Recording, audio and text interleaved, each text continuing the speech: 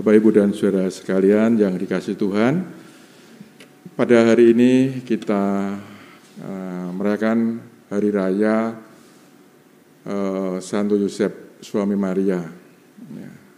Dan ini saya kira sungguh-sungguh hal yang luar biasa, ya. Karena pada tahun ini, mulai tanggal 8 Desember tahun 2020, bertepatan dengan Hari Raya Maria dikandung tanpa noda. Ini Bapak Suci Paus Fransiskus itu mengeluarkan surat apostolik yang berjudul Patris Corde.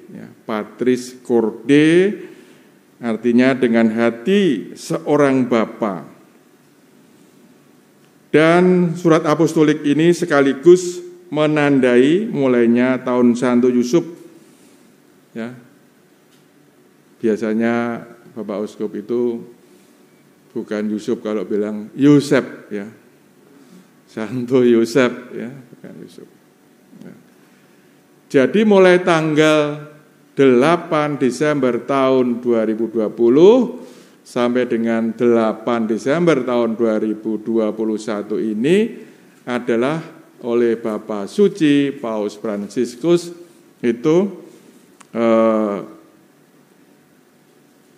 merupakan sebagai tahun Yosef, Nah, dalam surat apostolik apa tadi? Patris Corde, artinya dengan hati seorang bapa. Nah, kemarin saudara sekalian ketika kami kuria diajak oleh Bapak Uskup untuk melihat bagaimana orang tua kita, terutama dalam hubungan dengan Patris Corde ini, bagaimana bapak kita, bapak kita, ayah, papa, ya, sharing mengenai bapak kita, ya. Karena nanti tanggal 30 itu ada sakramen misa perayaan Krisma.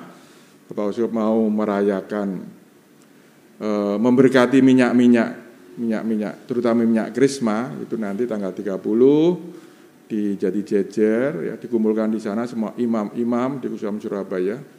Kalau tahun kemarin itu karena pandemi tahun 2020 itu dibagi dua. Tanggal 8 September itu bertempat di Yakobus, itu untuk romo-romo yang di Surabaya, dan tanggal 8 Desember itu di paroki Cornelius Madiun, itu untuk romo-romo yang di luar kota Surabaya, ya, 2 kali. Tapi saat ini nanti tahun ini Bapak Uskup menghendaki 1 kali di Jati Jejer, karena di Jati Jejer aulanya cukup, ya, untuk 1.000 orang, maka untuk 150 romo di Kusban Surabaya itu akan cukup, ya. Jadi di sana untuk. Nah, rekoleksinya sebelum perayaan Ekaristi biasanya kita memang ada rekoleksi. Ya, rekoleksinya materi rekoleksi ini adalah juga surat apostolik tadi, Patris Corde tadi, ya. Jadi nanti kami akan sharing mengenai bagaimana ayah, ya, kami romo-romo itu di dalam mendampingi, menghidupi imamat. Nah, mengapa Santo Yosef ini menurut Paus Fransiskus? Jadi Santo Yosef adalah figur yang cocok bagi gereja dan dunia, yaitu sebagai model orang yang bekerja di belakang layar demi kepentingan dan keselamatan umat manusia. Di masa pandemi, ya, pandemi corona mulai kemarin, sebenarnya mulai tahun 2019 akhir itu Santo Yosef menjadi model. Orang-orang yang biasa seperti, ya, kan jadi seperti dokter, ya, perawat, guru, pekerja publik, dan para relawan ini mendedikasikan hidupnya ini bagi keselamatan manusia. Mereka itu tidak menjadi headline, ya, berita di media, namun mereka itu tulus mengabdi dan melayani. Ya. Dan itulah contoh aktual figur Santo Yosef. Ia seorang ayah, ia seorang pekerja yang tulus, ia melindungi Maria dan Tuhan Yesus demi keselamatan umat manusia. Tanpa banyak tampil, tanpa banyak bicara, tetapi bekerja dengan sungguh-sungguh turut di dalam karya keselamatan Allah. Krisis karena pandemi corona ini menantang kita berbela rasa seperti apa yang dilakukan dulu oleh Santo Yosef ketika melindungi Maria dan Yesus. Ya. Jadi keutamaan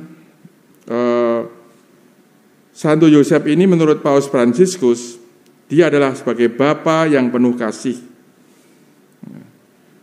Ia suami Maria, ayah Yesus, ia mendedikasikan status dan hidupnya demi keluarga kudus. Seluruh hidupnya adalah pelayanan bagi Tuhan.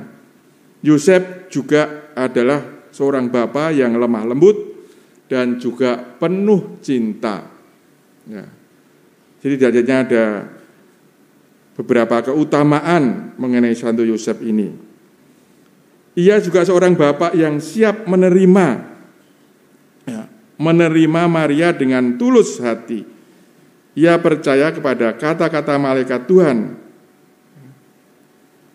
Bapak Yosef juga bapak yang berani dan kreatif. Bapak Yosef juga seorang bapak yang bekerja tanpa banyak bicara, tetapi dia bekerja dengan tulus, dengan giat. Juga bapak yang tersembunyi. Jadi, Father in the shadow. Jadi figur Yosef ini sebenarnya menampilkan sifat Allah Bapa sendiri yang selalu mengasihi anaknya. Nah, maka disinilah tahun Santo Yosef, dan pada hari ini gereja merayakan hari raya Santo Yosef. Saya kira ini juga menjadi penting bagi kita masing-masing, bagaimana kita menjadi seorang ayah, ya. Bagaimana kita melihat dulu bagaimana ayah kita masing-masing yang turut membentuk kita hingga sampai saat ini. Nah, karena bagaimanapun kita terbentuk sampai saat ini menjadi orang, itu karena juga campur tangan orang tua kita. Ya ayah, ya mama. Ya ayah, ya ibu yang membentuk kita hingga saat.